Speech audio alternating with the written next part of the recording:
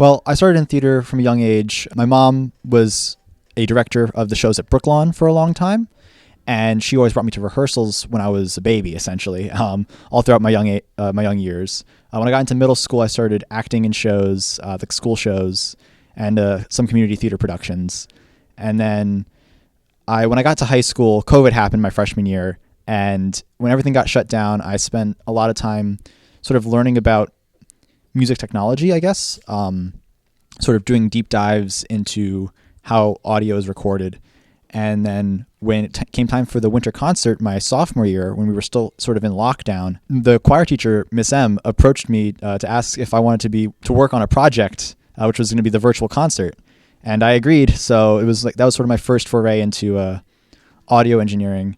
And I ended up mixing the winter concert for the choir that year, and the spring, even though that never ended up being a published concert, but we still did some songs. And then I also started that summer I did my first time working tech for a show, which was an outside of school show, and I was on the audio team for it. And I sort of fell in love with the technical side of theater.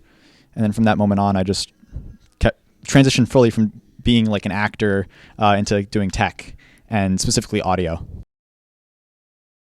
Yeah, during my time here at Parsippany Hills, mostly during my junior and senior years, I worked really closely with Andy Nichols and the TV production whole department, I guess, on some upgrades to the auditorium. We got a new soundboard.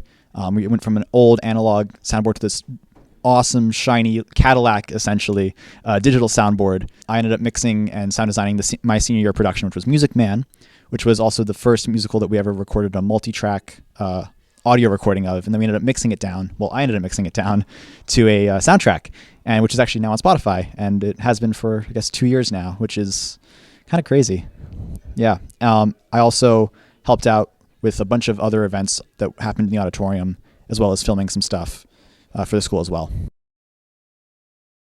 So once I graduated high school, I ended up going to NJIT.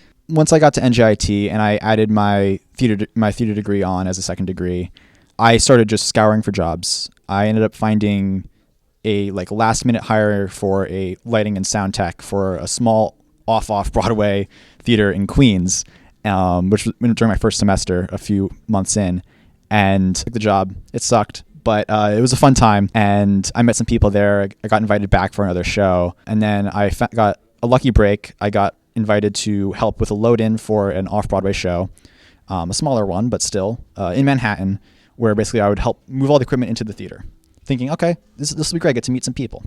Flash forward a few weeks after that show opens, I get a call from an unknown number.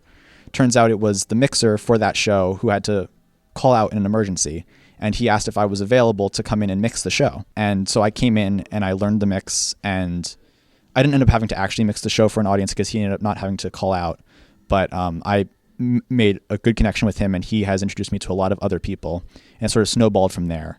I've been working with that theater company, the York Theater Company, for the past year and a half now. I've done most of their shows, as well as a few others. I've probably done close to 20 shows last year during 2024. Some of my favorites, I really enjoyed doing this amazing show called Sign of the Times, which was off-Broadway at New World Stages last spring. It ran for a couple months. It was like a jukebox musical with 60s music. Really fun time. I was the A2 on that, which basically the A2 is the person who's backstage with the microphones, working with actors to make sure the mics are working properly, charged, etc. And also a bunch of other stuff. Another project that I've been really enjoying working on that we filmed in July is releasing in the coming weeks a movie musical with a bunch of Broadway actors in it, called 5 Women at an Airport. We filmed that in last July, and I've been working on the music edit for it ever since. Another thing I really enjoyed recently was I got to work on a series of shows with the York Theater Company last fall as the assistant sound designer and the production audio. So sort of a higher level position than I have ever worked before. We did 4 brand new musicals in the span of 2 months off Broadway, and that was a huge experience for me. I have to sit down and make a really detailed calendar of what I need to do when, keeping track of all of my assignments and just staying on top of it. It's just a time management puzzle, essentially. And luckily I enjoy puzzles and being busy. In 5 years, I'd love to be mixing a national tour of a Broadway show, or even potentially be mixing a Broadway show or working on the design level. Try to just do as many things as you can. Meet people, be nice to people. Connections are going to be your number one help. Always show a willingness to learn. You don't always have to know everything. I went into the space very open-minded, always trying to be as humble as possible, always just saying that I'm open to learning, open to doing whatever.